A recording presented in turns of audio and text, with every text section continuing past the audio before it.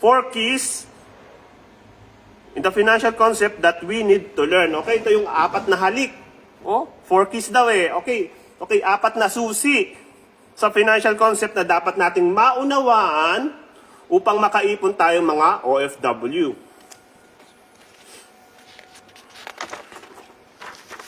Okay, kamusta naman kayo ng ex mo?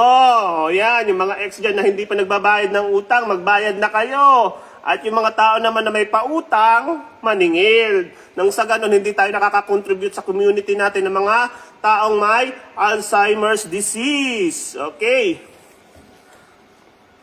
X-curve concept.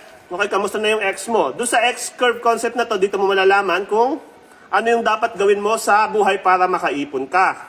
Okay? Line of responsibility. Dapat yung line of responsibility mo bumababa habang tumatanda ka. Bakit? Kasi meron tayong line of wealth o line of ipon, line of savings na dapat itataas. Kaya nga X-curve concept, merong isang pataas at merong isang pababa. Responsibility. Tayong mga OFW, every month nagpapadala tayo ng responsibility sa Pilipinas in terms of pera. Pero ito, pag bulay-bulayan mo at pag-isipan, every time na magpapadala ka ng papel, hihingi ka ng papel, nagagalit sila. Ano yon? Papel is pera. Resibo is papel din. Papel yung pinadala mo, papel din yung hihingin mo. Ayaw nila, nagagalit sila. Bakit? Kasi nga yun, line of responsibility. Hindi mo sila sinasabihan na responsibilidad nila yun. Okay? Kung hahayaan mo na hindi ipaunawa sa kanila yung responsibilidad na yon, yun talaga magiging gatasan kanila. Doon talaga papasok yung tinatawag natin na breadwinner. Bakit? Kasi nagpagamit ka eh. Dapat tulungan. Pamilya nga eh. Ang pamilya nagtutulungan, hindi yung nagpapahirapan. Hindi yung kapag may pera ka, kapatid kita. Kapag wala kang pera, hindi na kita kapatid. Hindi ganon. Okay? So, control your emotion para makaipon mga kabayan. Line of responsibility, dapat ibaba mo yan. Huwag kang bigay ng pera. Bigyan mo sila ng negosyo.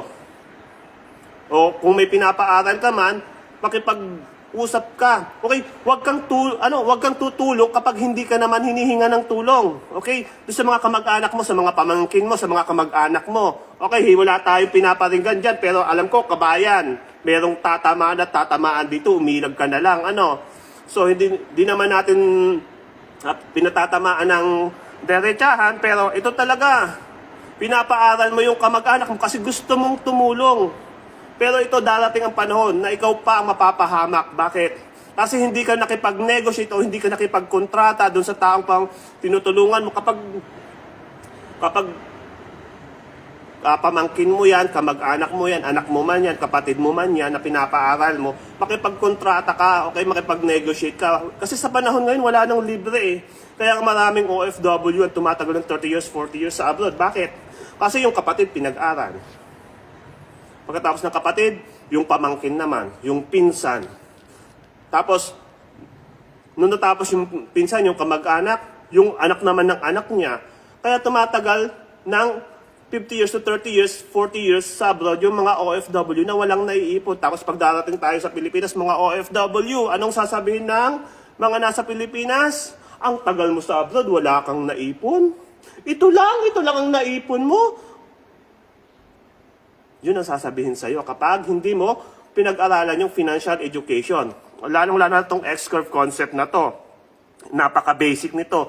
Responsibility, dapat ibaba mo yan. Okay? So, kung ngayon na nagpapadala ka ng pera sa abroad, hindi sila nakikinig sa'yo, how much more kapag wala ka ng maipadala?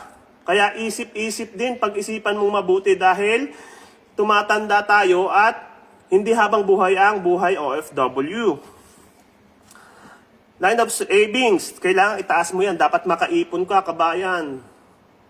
Okay? So, pagmasdan mo yung mga tao sa church mo, pagmasdan mo yung mga matatandang tambay dyan sa Central, sa Causeway Bay, mga Indonesian yan. Pero parang ganun na rin kasi pareho din naman na mga OFW at nagtatrabaho sa ibang bansa, di ba? Pero ang pagkakapareho niyan is ito, pag wala kang inipon na pera, pagtanda mo, pagpapasapasahan ka. Pero pag may naipon ka, pag-aagawan ka. Kikilalanin ka nila. Sa Pilipinas kasi, kalimitan, o kahit saan din naman, ang pagrespeto nila sa'yo nakabatay sa... ikaw ang may sabi niyan, kabayan ha? Ikaw ang may sabi niyan, ikaw ang may sabi na pera yan.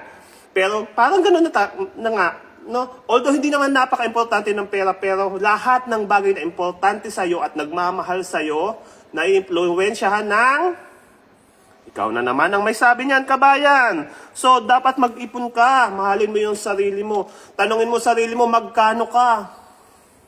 Magkano ka ba? Magkano ka, kabayan? Dapat alam mo kung magkano ka. Sa inflation rate natin ngayon, masasabi natin na dapat hindi bababa ng 6 million ang naipon mo. Ikaw pa lang, kabayan, mag-isa yan. Depende pa yan kung ilan yung anak mo, i-times mo lang yan. Kung dalawa yung anak mo plus ikaw, di times 3. 6 million times 3. So, ganun, no? Ganun yung contribution natin kapag may nagtanong sa'yo na magkano ka. Compute mo ka agad. Ang mga taong nagsasabi lang na hindi mo ko kayang bilhin, yung mga taong nabili na nila yung sarili nila. Or, automatic meron na talaga silang pera na ganun kalaki, kaya hindi mo siya pwedeng sabihin na bibilhin kita. So, wag tayong maging sinungaling, tanggapin natin yung katotohanan. Numbers never lie.